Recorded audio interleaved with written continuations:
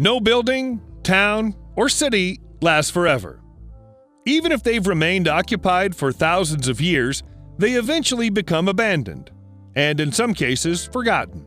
It's always possible to get a sense of the way they used to be by looking at them and hearing about them, though.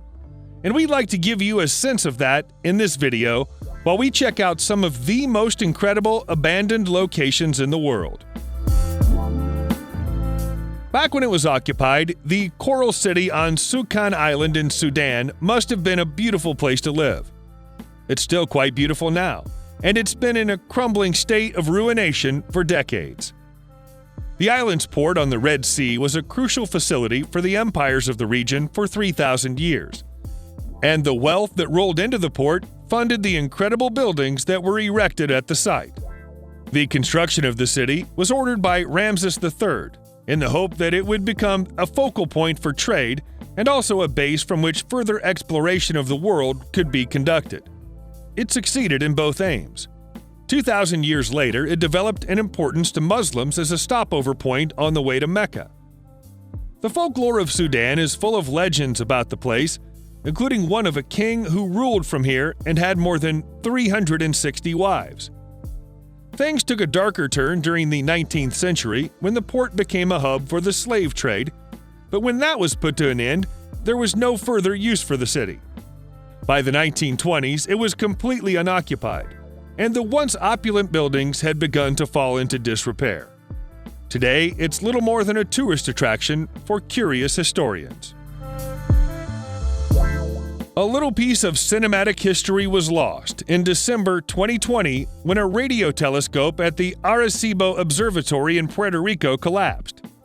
It was one of the largest radio telescopes in the world when it was built in 1963 and was tasked with monitoring the skies in the hope of finding alien life. But that's not what it's best known for. Its moment in the spotlight came in 1995, when it was used as a location during the filming of the James Bond movie GoldenEye, with Pierce Brosnan and Sean Bean fighting each other while clinging to the side of the enormous structure. The telescope had already been badly damaged when storms hit the area in August 2020, and talks about how to repair that damage were still ongoing when what was left of the platform crashed down onto the reflector dish, smashing both of them to pieces and sadly sending the entire telescope past the point of no return. The only saving grace is that nobody was hurt by the collapse. This facility's silver screen days are now firmly behind it. Most people assume that the cute pink castle inside a closed-down children's theme park in Newquay, Netherlands is just a prop that was built for the theme park. But they're wrong. This is Castle de Ultramont, and although it was painted pink when the theme park opened in 1989, it's far older than that. It was called Kasteel Steenberg when it was built in the 1200s and was given its current name by its French owners and residents during the 1700s, even though it was technically illegal for French nobles to own land in the Netherlands during that time.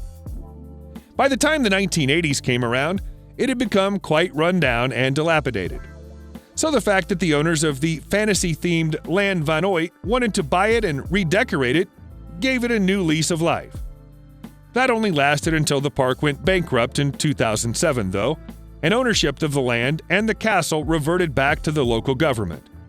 Its ultimate fate is now unclear, although it's unlikely that the authorities would ever demolish such a famous old building. It will likely continue to stand empty until the next good idea comes along. The Salar salt mines, also known as the Garmsar salt mines, are incredible cavernous creations in the province of Semnan, Iran. The majority of Iran's salt has come from this part of the country for centuries, but those centuries of work, digging, and excavation have resulted in gigantic underground structures being formed. Some of them have been described as being similar in appearance to cathedrals, and looking at these pictures, it's difficult to disagree with that assessment. Although some salt mining activity still occurs within the mines, the majority of them have been exploited to their maximum potential and now stand empty and hollow. The tunnels that have been carved here run on for more than a mile. In places, there are still holes in the rock where explosives were once loaded, And there are even a few wires in some of those holes, although the actual explosives were packed up and taken away a very long time ago. One of the most astonishing features within the mine is a bright green lake formed by rainwater running through the caves and picking up salt as it goes before creating the emerald-colored pool. The whole place has an otherworldly atmosphere.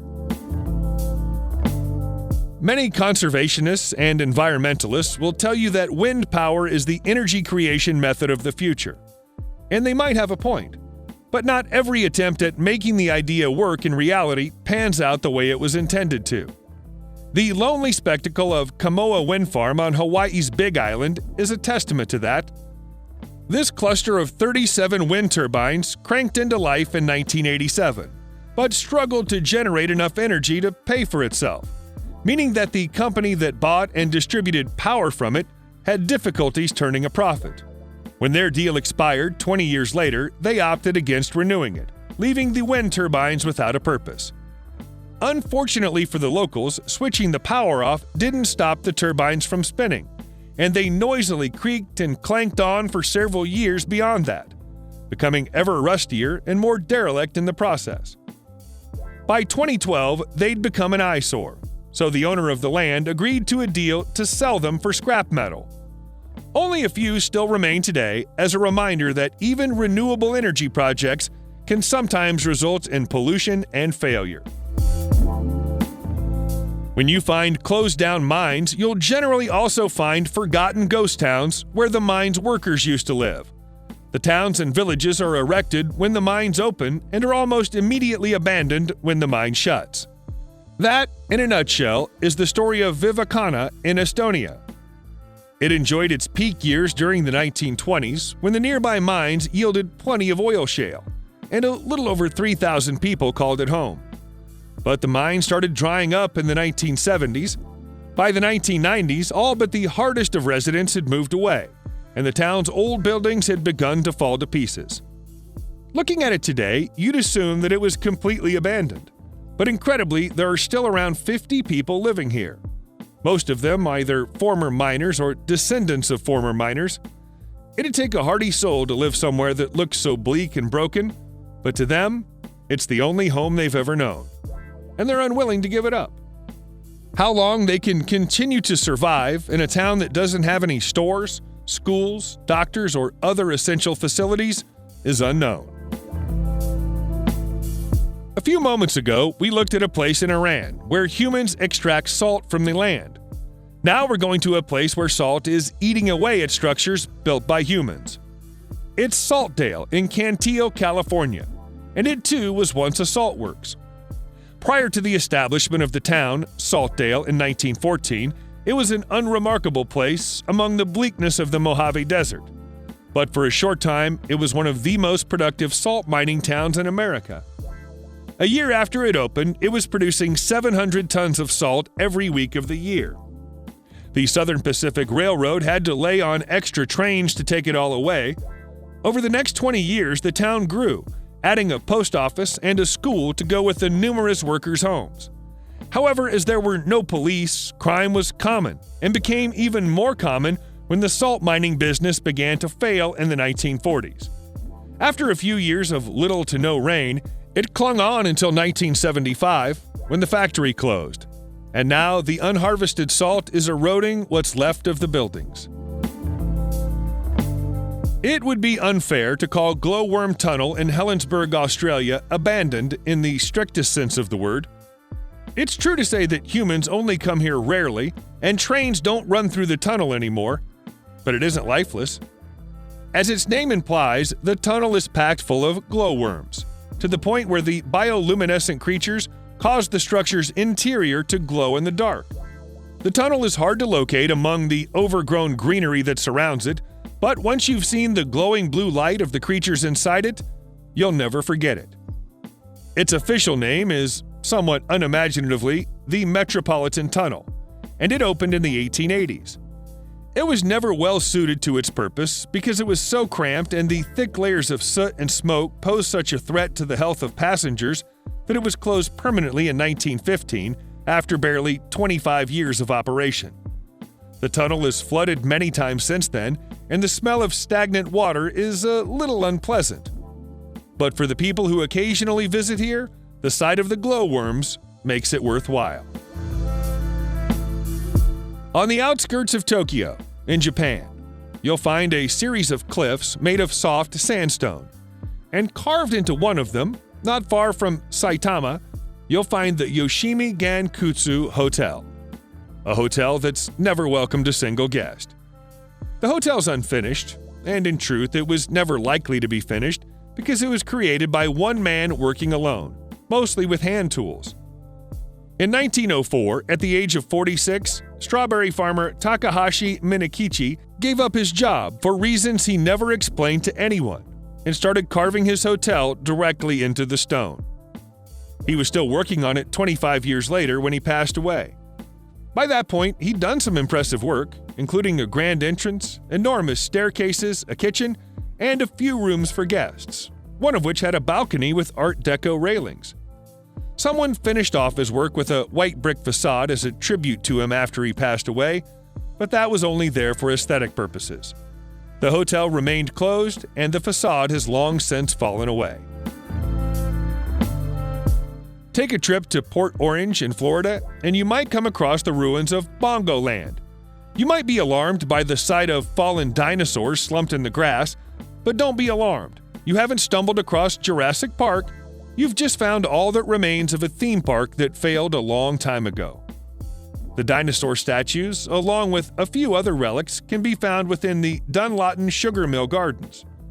This whole area used to be a cotton plantation, but the land was purchased by a dermatologist and dinosaur enthusiast, Dr. Perry Sperber, during the 1940s. He was convinced that he could make a success out of a dinosaur theme park and hired sculptor Manny Lawrence to assist him by building some giant lizards.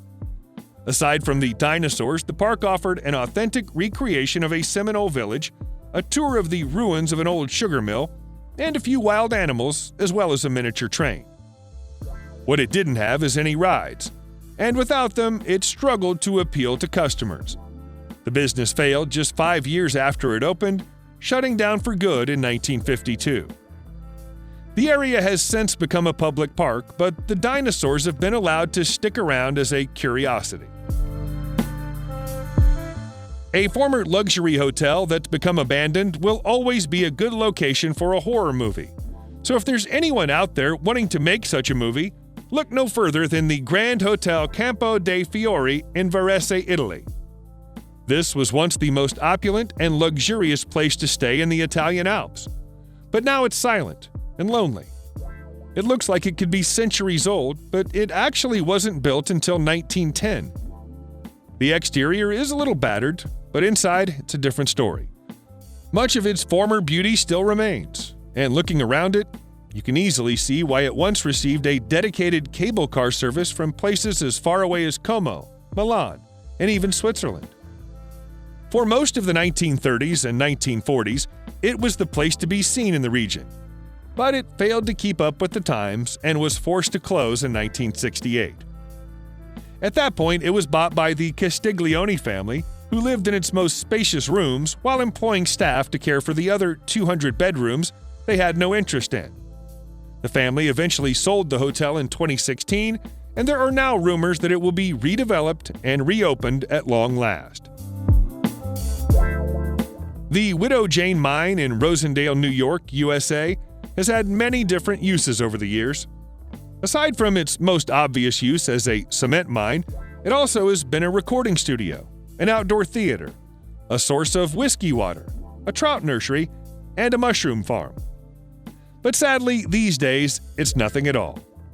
Historically, the mine played a key role in the creation of Rosendale Cement, opening in 1825 and providing the cement that was used in the creation of the Washington Monument and the Brooklyn Bridge.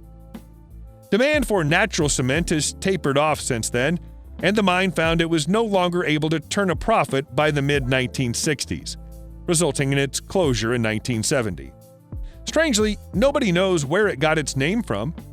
The mine has always belonged to the Snyder family since the day it opened, but none of the modern-day Snyders know who Widow Jane might have been. While the cavernous remains of the mine spend most of the year empty, it's still occasionally visited for events like the annual Subterranean Poetry Festival and a few specialist art exhibits, all of which are staged with the family's permission. Subscribe to the channel and turn on notifications, and you will be the first to know when a new video comes out. Thank you for watching, and see you in the next video.